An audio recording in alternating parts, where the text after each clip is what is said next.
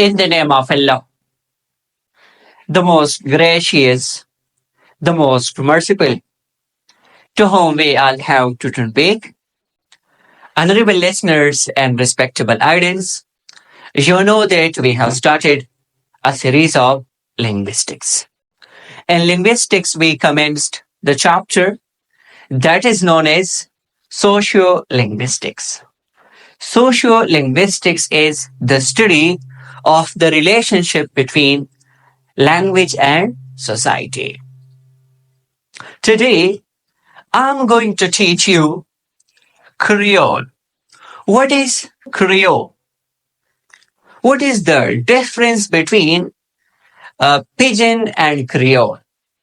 And what is the current example of Creole?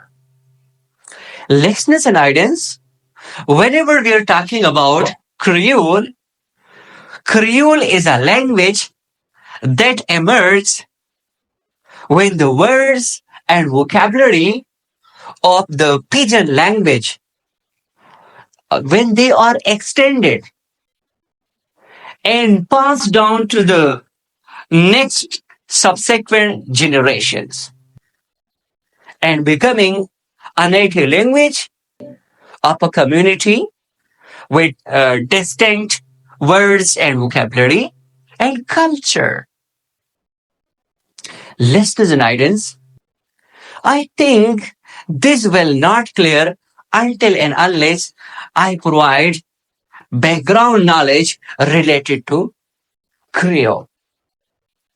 If you remember, yesterday I told you that whenever different groups of people, when they migrate due to certain circumstances, such as, for example, war, natural disasters, trade, business, etc.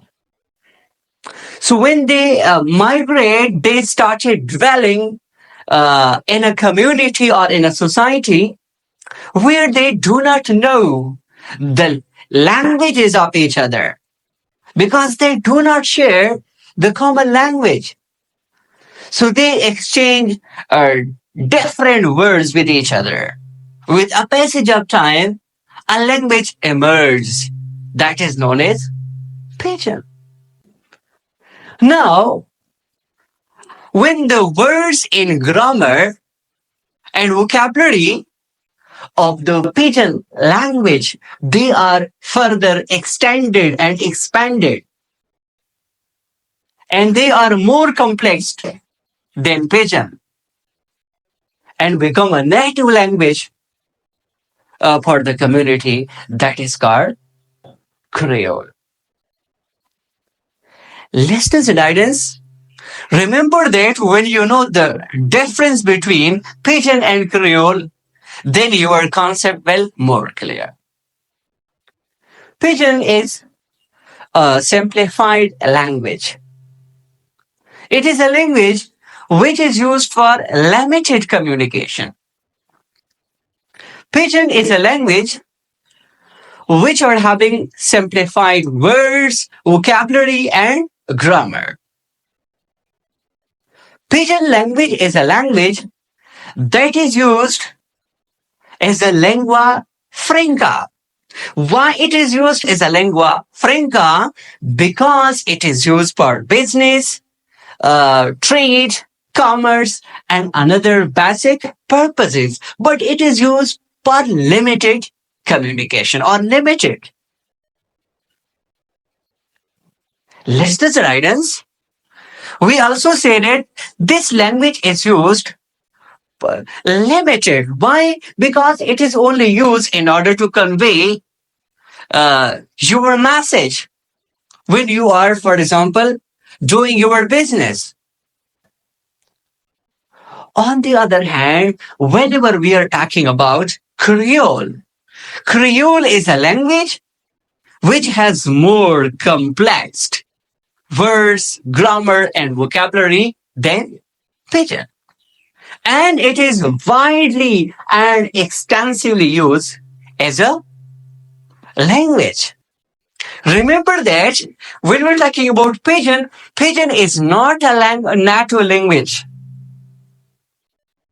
for a community, while Creole is a native language for a community. Why it becomes a native language? Because with the passage of time, Creole, sorry, pidgin passed down from one generation to another generation, from next generation to the third generation. So with this subsequent pass down from one generation to another, when the new children they are born, so it becomes like the Creole becomes a native language. So Creole is a native language for a community. Creole also has different culture and identity for the community, while Pidgin does not have. Listeners and audience, remember that Creole is also used as a language, as a culture, understanding, identity for the nation. And yesterday I also exemplified that at the first stage, the example of Pidgin is Singlish, which is spoken in Singapore. But it was in the first stage, and I told you that it was emerged from the four languages: Chinese, English, Mandarin, and Malay. And now it has become Creole. Why? Because the words and vocabulary of this English has become complex, and now it is a native language for the people of Singapore. And the words and vocabulary are further extended. And it is the identity of the people now. So hope that now you know about Creole, the difference between Pidgin and Creole, and some practical examples. Thank you.